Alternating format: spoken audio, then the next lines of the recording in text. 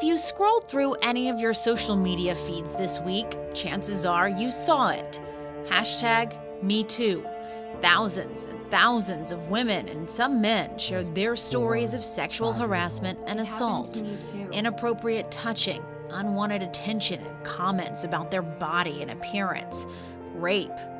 It's uncomfortable to read, sure, but imagine living through it. Me too. And I was blamed for it. I was told not to talk about it. I was 9 years old when the child sexual abuse started. Actress Alyssa Milano started the trend, tweeting, "If you've been sexually harassed or assaulted, write Me Too" as a reply to this tweet. By Tuesday, CNN reported the hashtag had been used on Twitter 825,000 times. Facebook said 45% of people in the U.S. are friends with someone who posted a message with the words Me Too.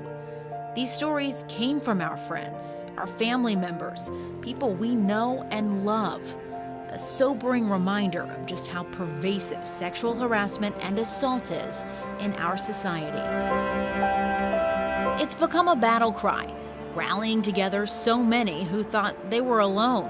Instead, they heard, "Me too." They heard, "You're not alone." They heard, "This is not your fault."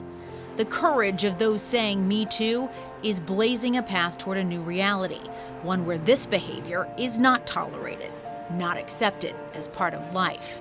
It's a reminder that when victims' voices unite, they become too loud to drown out. I'm a survivor. Tonight, we give 3 cheers to all the people who boldly said, Me Too.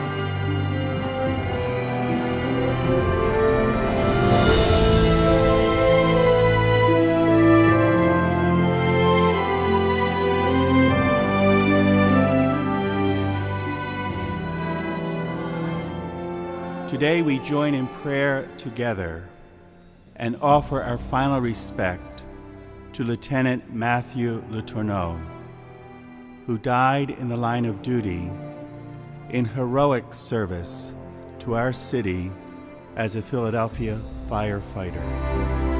He will be with us every step of the way. For Matt is not gone. He has simply gone ahead. He has gone ahead and joined a company of other heroes. And there is no doubt that they are working their way down that smoky hallway, making it safe for the rest of us.